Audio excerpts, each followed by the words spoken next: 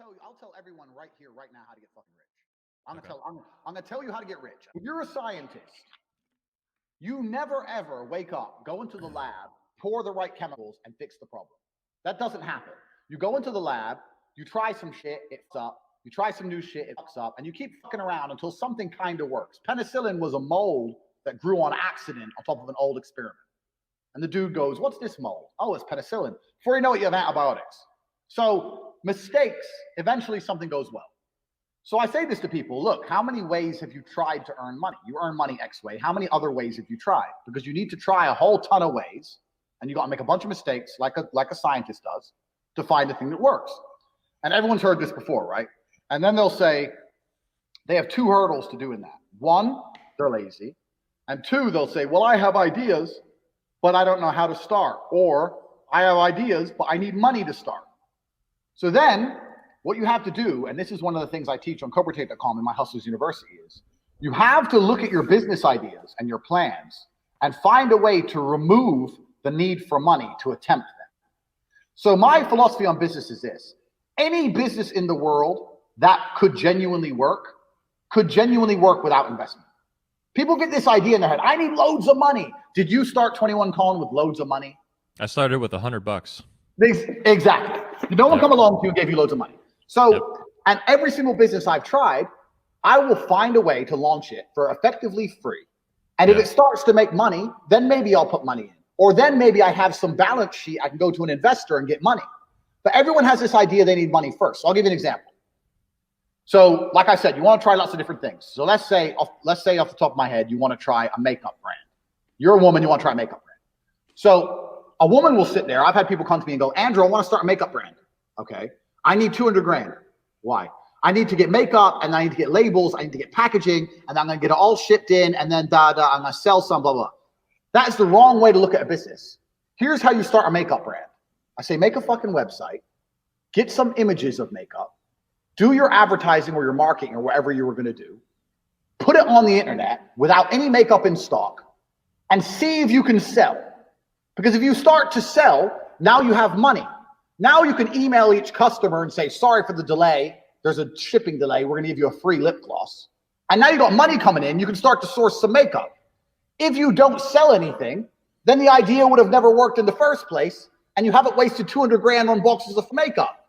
Yeah. Like, you can start everything. Do you understand where I'm coming from? There's a way to start everything without throwing money down the drain. This answers my next question was going to be, what's the litmus test you use to evaluate deals? Because I'm sure you have a lot of deals thrown at you all the time. Every day. Every day. It's really, I like what you're saying a lot, because you're saying if you can't start it for free, then you don't deserve any money anyway. You're going to blow it. You're going to blow it. They're trying to offload responsibility on you or an investor is what they're doing, I think. That's exactly what they want to do. And they want a nice office, and they want to pay their personal bills, and they want to go to the office and feel like the big man with their investment. See, everyone has this idea now because tech companies raise billions and have no profit forever, and then turn into like a super billion trillion like TikTok and all this shit. That's not real world. You're not going to invent some TikTok app, okay? That's you have a better chance of winning the lottery. In reality, if you have a good idea and it will make money, you can find a way to do it for effectively free, especially with an online business. I said this before. If you want to sell something online, do all the marketing you were going to do, get the website up, and see how many you sell. Worst case, you send the money back. But then you can come to me and say, look, I sold 400 of these. I didn't have the money to get them made, but I sold 400. If I had them made, I could have made this much profit. You can come at me with something. Instead of saying, I need $1 million and I want to get this shit made, and then I'm going to try and sell it. It's the wrong way around. So once you understand that no matter any business you can attempt with hard work and no money, then you get to do what a scientist did. Well, now I could try everything. And before you know it, something's going to stick and you're going to start making some money. It's really that simple. And I say this to people all the time, and they go, yeah. And then they go back to bed. Yeah. But that's the reality of it. And on CobraTate.com, I sell Hustlers University, which has 100 lessons. And what I just told you is one of the lessons. But it's very, very simple. If you can approach entrepreneurship from that perspective, then you get to try a whole bunch of shit and you don't lose. I say this to people all the time. If you don't blow money, it's very hard to fuck up. Like you start a company and you don't blow your money. What's the worst that can happen? You close? They don't want to face the risk of the failure and rejection, the emotional. That's what it is. Yeah, exactly. But if you don't give a shit and you're just all about the money, then what's the worst that can happen if you don't blow money? Nothing bad can happen to you. Like nothing, literally nothing bad can happen. People just have this idea, well, if I only had 100 grand, I could. I'm like, listen, if you could do this idea of yours, you wouldn't need 100 grand to do it. I started Cam Girls with nothing. You start 21 Kong with nothing. You speak to most people who started businesses, they started with nothing. Yep. Everyone has this. It's the tech industry that's given everyone this dream of this seed investment garbage, and we'll operate at zero profit for 8 years, and then we're gonna make money. Come on, it's dangerous. Yeah. So, and this is the first thing about making money, and the second thing about making money is a very simple thing, man. People don't think about money. Like when I was broke, all I thought about was money. If I was in a coffee shop, I was sitting in the coffee shop with my coffee, and I was looking around at all the other people in the coffee shop. How many people are in here? Who bought cake? What's the average spend? How much is the rent here? How much is that member of staff? Do they sell sandwiches? No, they don't sell sandwiches. Why not? Oh, most of the people in here are men, businessmen. Why is the waitress not attractive? The waitress is a fat bitch. Why is that? If I was next door, would I make more money if I did this, this, and this? How much would it cost to do that? That was how my brain was. All I talked and thought about was money. The only people I hung around with talked about money. When I sit down with my friends, they'd be like, how are you making money today? I didn't sit around and talk about anything else. I didn't think about anything else. I've attempted so many things. And the truth is, about half of them made me some money. But when I discovered Cam, I knew I discovered the golden egg. But before that, I tried so many different things. I always had a way to find money. Well, you weren't afraid to fail, but it sounds like good courage. Yeah, I didn't give a shit. One attribute of successful entrepreneur. I'll tell you what I think it is.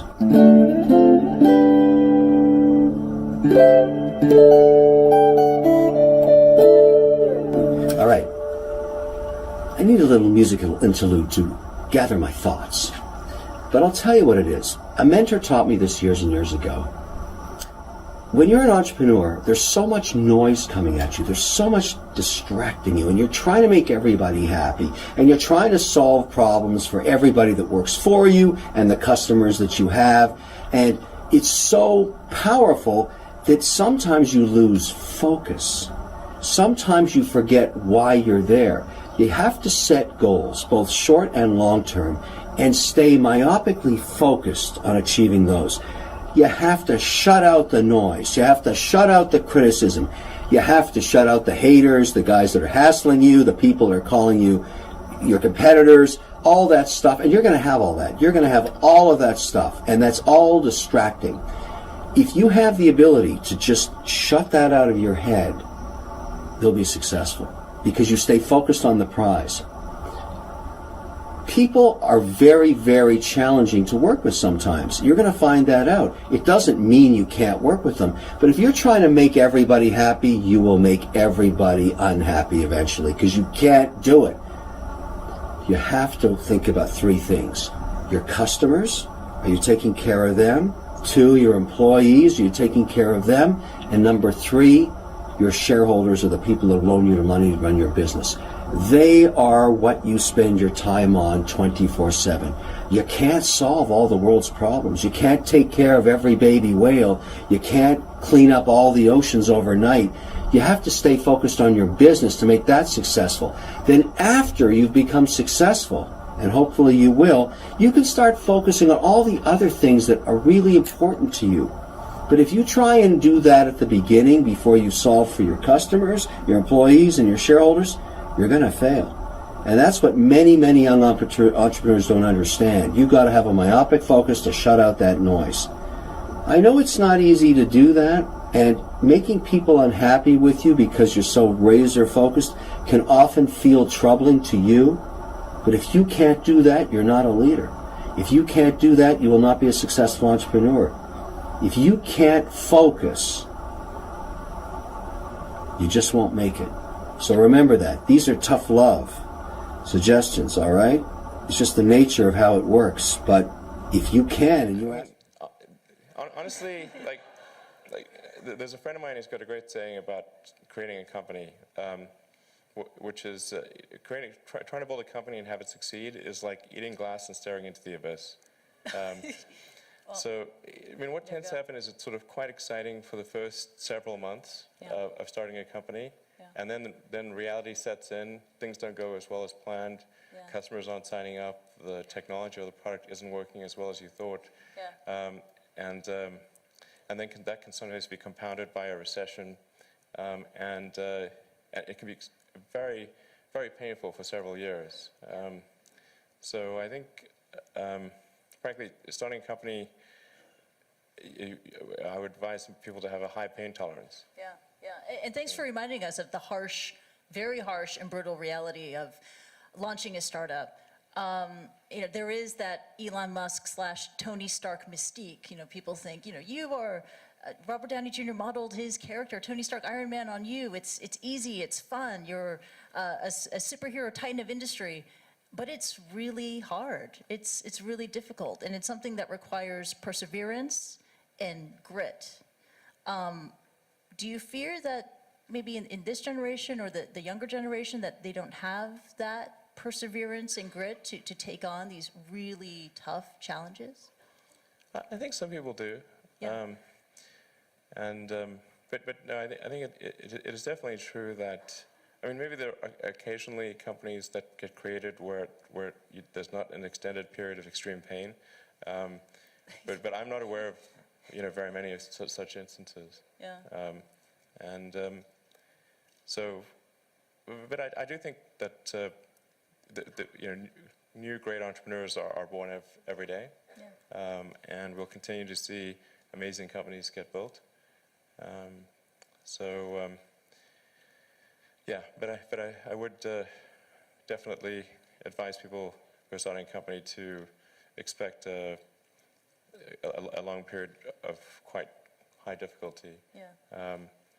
But I mean, as long as people stay super focused on creating the absolute best product or service that really delights their end customer, if they stay focused on that, then if you get it such that your customers want you to succeed, then you probably will. All right. You have to focus on the customer and delivering for them.